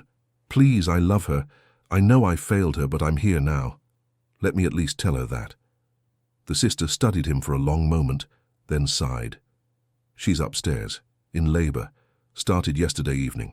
Magnus's heart stopped. Is the baby—" "The midwife says everything is progressing normally, but it's her first child. These things take time." She stepped aside. "First door on the left. But if you upset her and complicate the birth, I will personally throw you out of this house." Magnus took the stairs 3 at a time. He burst through the door and stopped dead at the sight of Eleanor, hair plastered to her head with sweat, face contorted with pain, hands gripping the bedsheets as a contraction tore through her. She looked up, and their eyes met. For a moment Magnus saw such raw emotion, hope, love, anger, hurt all mixed together, that he couldn't breathe. "Magnus," she whispered. "You came." "Of course I came." He crossed the room and fell to his knees beside the bed, taking her hand. "I'm so sorry, Eleanor. I'm so incredibly sorry. I was hurt and stupid, and I let Henrik's poison blind me to what was right in front of me. You are the most honest, brave, beautiful person I've ever known. I should never have doubted you." Another contraction hit. Eleanor squeezed his hand so hard bones ground together, and Magnus endured it willingly, grateful just to be there, to be allowed to share this with her. When the contraction passed, Eleanor looked at him with tears streaming down her face. "You believe me? About Boston, about everything?" "I always should have. Henrik confessed to manipulating the truth. You were officially cleared of any wrongdoing. He left that out of his letters on purpose. The whole town knows now. I made him write retractions. Everyone who matters is on your side." "I don't care about the town," Eleanor said fiercely. "I care about you. Do you trust me, Magnus? Do you believe in us? Yes. With everything I am, yes. Magnus pressed her hand to his lips. Come home, please. Marry me again, properly this time, with no doubts and no secrets. Build a life with me. Let me spend every day proving I'm worthy of you. You already proved that when you rode through a blizzard to get here, Eleanor said, laughing and crying at the same time. The labor intensified. Magnus stayed at her side through all of it. 12 more hours of pain and effort and fear and hope. He held her hand when she screamed. He whispered encouragement in Norwegian when English failed him. He refused to leave, even when the midwife suggested he might be more comfortable elsewhere. Finally, as dawn broke over Seattle in shades of pink and gold, their daughter entered the world with an indignant wail that was the most beautiful sound Magnus had ever heard. She's perfect, the midwife announced, placing the baby in Eleanor's arms, healthy and strong, just like her mother. Magnus looked at his wife and daughter, both exhausted and beautiful, and felt tears streaming down his face. Thank you, he whispered to Eleanor, for her, for forgiving me, for everything. We're partners, Eleanor said, echoing his words from so long ago. For better or worse, this was worse, now we get better. They named her Lily, and she had her father's pale blue eyes and her mother's determined chin. The journey back to Timber Ridge took nearly a week. Eleanor needed time to recover from the birth, and Magnus refused to risk her or baby Lily by rushing. They traveled in easy stages, staying at inns along the way, Magnus hovering over his wife and daughter with protective devotion that made Eleanor laugh, even as it warmed her heart. I'm not made of glass, she told him when he insisted on carrying her from the coach to their room at yet another inn. Women have been having babies and recovering for thousands of years. Not my women, Magnus replied firmly. Not my baby, you will rest properly. Eleanor didn't argue further. The truth was, she was exhausted, her body still recovering from labor, and having Magnus's strong arms around her felt like coming home, even when they were technically still miles away from Timber Ridge. Lily was a remarkably good traveler, sleeping peacefully through most of the journey, waking only to nurse and gaze around with those serious blue eyes that were so like her father's. Magnus was completely besotted, unable to stop touching her tiny hands, marveling at her perfect features, making promises to her in Norwegian that Eleanor only partially understood, but whose sentiment was crystal clear.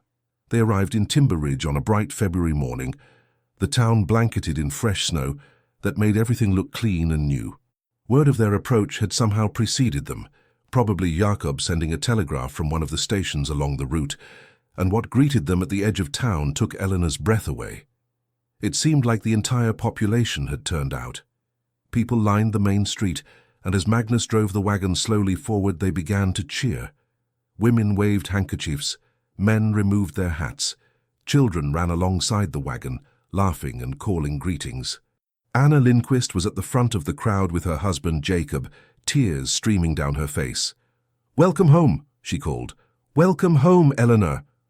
The words, "Welcome home," were taken up by others, becoming a chant that echoed through the cold air.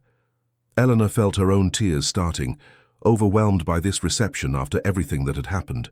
Magnus helped her down from the wagon with infinite care, and the crowd pressed closer, everyone wanting to see baby Lily, to offer congratulations, to express their support and apology for ever doubting Eleanor's character. The minister stepped forward, Henrik's retraction letter in his hand. "Mrs. Halvorson, on behalf of Timber Ridge, I want to formally apologize for the treatment you received. We allowed ourselves to be deceived by lies and manipulation.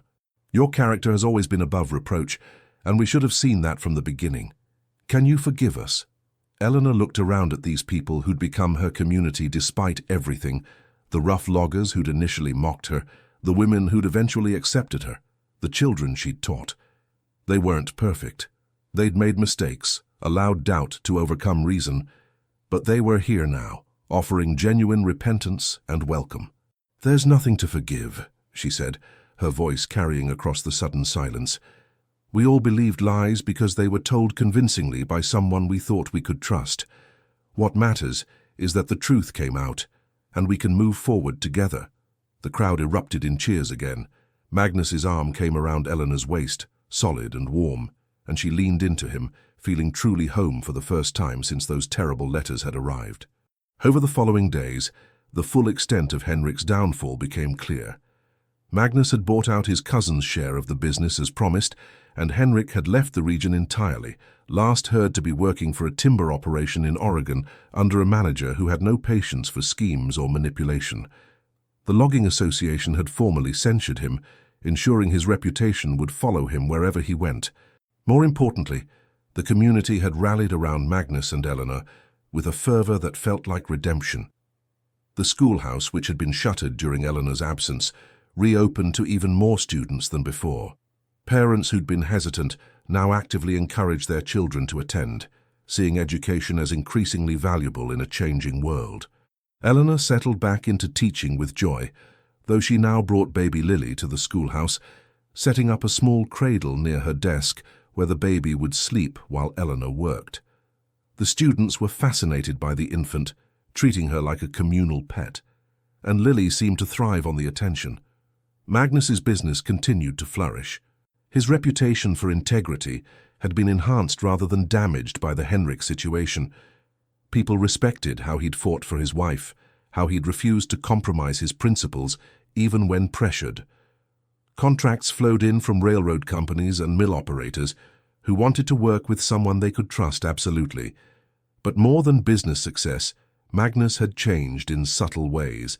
He was more open now, quicker to express affection, less willing to let pride or stoicism interfere with genuine connection. He told Eleanor he loved her multiple times every day, as though making up for the days of silence that had nearly cost them everything. One evening in early spring, as they sat by the fire with Lily asleep in her cradle nearby, Magnus took Eleanor's hand. "I've been thinking," he said, "about making this truly official. We married in Boston quickly, with no ceremony, no celebration. I want to do it properly, renew our vows in front of everyone, make promises I should have made the first time. Will you marry me again, Eleanor?" Eleanor felt her heart swell. "You already gave me this speech in Seattle, remember? While I was in labor?" "I remember, but now you're not in pain, and I'm not half frozen from riding through a blizzard. Now we're home, with our daughter, with our community. Now I can ask properly and celebrate properly. So will you?" "Yes," Eleanor whispered.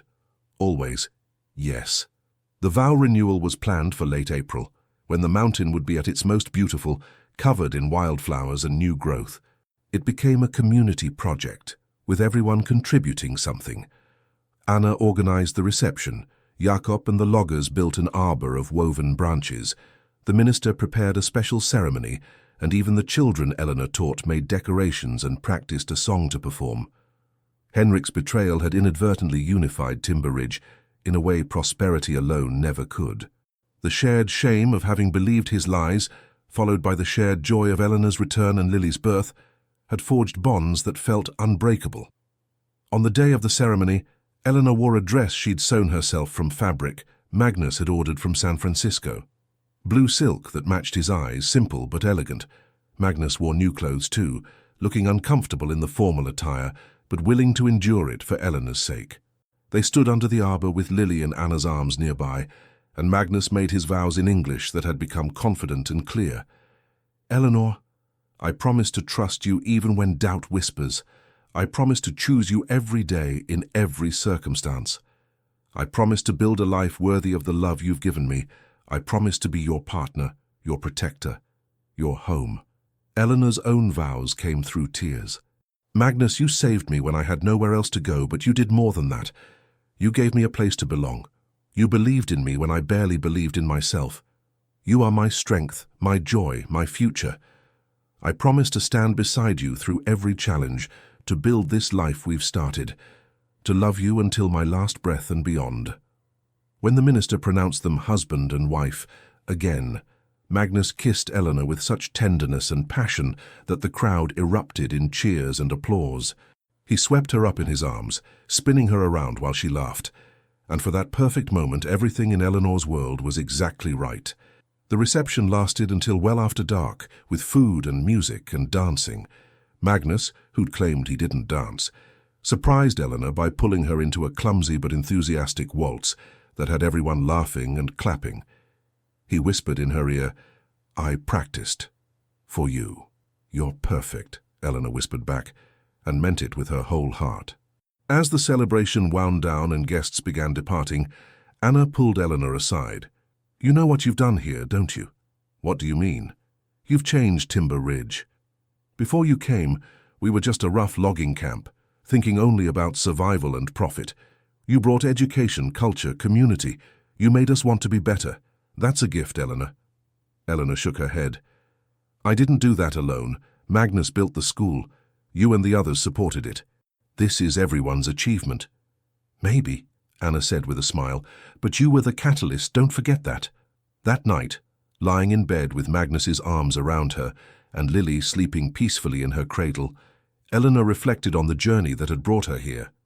From the desperate woman fleeing scandal in Boston to the woman she'd become, teacher, wife, mother, valued member of a community.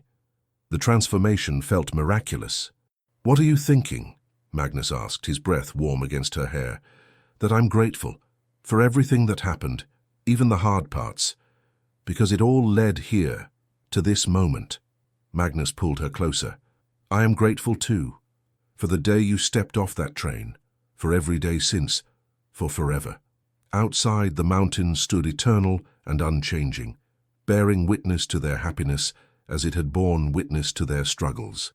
But inside the cabin, their home built with love and forgiveness and fierce determination, everything was warm and bright and full of promise. They had weathered the storm. They had emerged stronger, and the future stretching ahead looked beautiful beyond measure. 20 years passed like water flowing over mountain stones, steady, persistent, transforming everything it touched while seeming somehow timeless. Eleanor stood in the doorway of what was now the Halverson School, watching her oldest students file out after the last day before summer break, and marveled at how much had changed since that first terrifying day she'd arrived in Timber Ridge. The school had expanded 3 times, now boasting 2 full buildings and 4 teachers besides Eleanor, who'd taken on the role of headmistress. Students came from logging camps 50 miles away, some boarding with families in town during the school year. Several of Eleanor's earliest pupils had gone on to universities in Seattle and Portland, returning with degrees and ambitions that were transforming the region. The town itself had grown from a rough logging camp into a proper community with paved streets, a hospital, a library funded largely by Magnus's donations, and even a small theater where traveling performances occasionally stopped. The timber industry was still the lifeblood, but it was managed now with an eye towards sustainability and long-term prosperity rather than quick extraction and environmental devastation. Magnus had pioneered many of those conservation practices, establishing rules about replanting and watershed protection that other operations initially mocked but eventually copied when they saw the Halverson Timber Company thriving year after year. He'd proven that it was possible to make profit while also being a good steward of the land. Eleanor felt arms wrap around her from behind and leaned back into Magnus's embrace. He still made her heart quicken after 20 years of marriage. His hair was white now rather than blonde, and there were deep lines around his eyes, but he was still her mountain giant, still strong enough to lift her off her feet when the mood struck him. "Ready to go home," he murmured against her ear. Home. The word still filled Eleanor with warmth. The original cabin had been expanded into a proper house, sprawling and comfortable, filled with books and photographs, and the accumulated treasures of a well-lived life. It sat on a hill overlooking the town, and on clear days you could see for miles across the forested mountains. "Almost. I want to stop by Anna's first. She said Lily was there with the children." They walked hand in hand through town, greeted by name by nearly everyone they passed. Eleanor was Mrs. Halverson, beloved teacher and pillar of the community. Magnus was simply Magnus, respected timber baron, generous benefactor, quiet man whose word was iron and whose handshake was better than any contract. At Anna's house, a comfortable home Jacob had built with his own hands, they found their daughter Lily supervising a chaotic group of children, ranging from her own 3 to Anna's 5 grandchildren. At 20, Lily had her father's height and steady temperament, but her mother's quick mind and eloquent speech. She'd studied forestry management at university, to Magnus's immense pride, and now worked alongside him in the business, bringing scientific understanding to complement his practical experience. "Mama, Papa," the chorus came from their two youngest, Thomas, 15, and Rose, 12, who'd been helping Lily mind the younger children. They were followed by various nieces, nephews, and the children of family friends, all clamoring for attention. Magnus swept Rose into a hug, while Thomas, at the age where such displays embarrassed him, settled for a dignified handshake that made Eleanor hide a smile. Their middle children, Eric, 17, and Sarah, 14, appeared from the kitchen with Anna, all covered in flour from baking something that smelled delicious. "Family dinner at our house tonight," Eleanor announced. "All of you. No excuses." The evening that followed was loud and chaotic and perfect. 3 generations of Halversons and their extended family gathering around the long table Magnus had built specifically for such occasions. The conversation flowed in English and Norwegian, sometimes mixing mid-sentence, ranging from timber prices to school gossip to plans for the summer. After dinner, as the adults sat on the porch watching children play in the long summer twilight, Jakob raised his glass. "To Magnus and Eleanor, 20 years married this spring. Here's to 20 more and then 20 more after that. Here, here." The toast echoed around the porch. Eleanor looked around at these people who'd become family, not through blood, but through choice and shared experience. Anna and Jakob, whose daughter she'd saved so long ago. Other logging families who'd started as skeptics and become dear friends. The children, so many children, including 4 of her own, who represented the future they'd all been building together.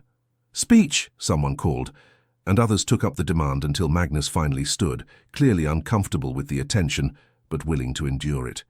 "I am not good at speeches," he began, his English still lightly accented despite decades in America. "But I will try. 25 years ago, I was alone on this mountain. I had success, but no one to share it with. No purpose beyond profit. Then Eleanor came. This city girl in silk gloves who everyone said wouldn't last a week." He paused, waiting for the laughter to subside. "She proved everyone wrong, including me. She proved that strength isn't about where you come from or how you start, but about what you choose to become. She took this rough camp and helped build a real community. She taught our children to dream bigger than just surviving. She taught me what partnership truly means." Magnus looked down at Eleanor, his eyes suspiciously bright. "My life began the day you stepped off that train, Eleanor. Everything good I have, everything I am proud of, comes from loving you. Thank you for 25 years. Thank you for saying yes when you had every reason to say no." Eleanor stood and kissed him, not caring that everyone was watching. "Thank you for becoming the man I always knew you could be. Thank you for building this life with me." Later, after the guests had departed and the children were in bed, Eleanor and Magnus sat on their porch looking out over the valley below. Lights twinkled in the town, so many more than when Eleanor first arrived. In the distance, they could see the school, dark now, but representing so much hope and possibility. "Do you ever regret it?" Magnus asked quietly. "Coming here? Giving up your old life?" "Never," Eleanor said firmly. "My old life was gilded misery. This—" She gestured at the house behind them, the valley below, everything they'd built. "This is real. This is mine. Ours." Magnus was quiet for a moment. "I worry sometimes. About when I'm gone. The business, the children." "Stop," Eleanor interrupted. "You're not going anywhere for a very long time. But when that day comes, Magnus, you'll leave behind a legacy that will last for generations. Lily understands your vision for sustainable forestry. The boys are learning the business. Rose wants to be a teacher like me. Sarah talks about becoming a doctor. You've built something that will outlast all of us." "We've built it," Magnus corrected. "Together." They sat in comfortable silence as stars emerged in the darkening sky. 25 years ago, Eleanor had stood in this same spot feeling terrified and alone, wondering if she'd made a catastrophic mistake. Now she knew with absolute certainty that every hardship, every challenge, every moment of doubt had been worth it to reach this peace. The mountain that had seemed so hostile and foreign had become home. The giant lumberjack everyone said she was foolish to marry had become the great love of her life. The rough logging camp had transformed into a thriving town that valued education and community as much as profit. Eleanor Ashford had arrived in Timber Ridge, running from scandal and failure. Eleanor Halverson would leave behind a legacy of transformation and hope. "I love you," she said to Magnus, the words as true now as they'd been the first time she spoke them. "I love you," he replied, pulling her close. "Always." From the valley below came the faint sound of the school bell. Some child playing with it, probably, the clear tone carrying through the mountain air. It was the same bell Magnus had insisted on installing 20 years ago, declaring that children should hear the call to learning. Eleanor smiled. That bell would ring long after they were gone, calling generation after generation to education and possibility. It would ring in the mornings when their grandchildren attended the school, and their great-grandchildren after that. It would ring as a reminder that two people who should never have worked, the desperate city girl and the silent mountain giant, had built something beautiful through partnership and love. The mountain stood eternal in the gathering darkness, and at its heart, Magnus and Eleanor Halverson sat wrapped in each other's arms, grateful for every moment of the life they'd created together. They had been tested by scandal, betrayal, and doubt. They had survived through trust, forgiveness, and fierce determination, and they had built a legacy that would echo through the mountains for generations to come. The city girl had married the giant millionaire Lumberjack of the mountain, and everyone had laughed. But Eleanor and Magnus had the last laugh, a laugh of joy and triumph and enduring love that proved the skeptics wrong and the dreamers right. Their story became legend in Timber Ridge, told and retold around firesides for decades.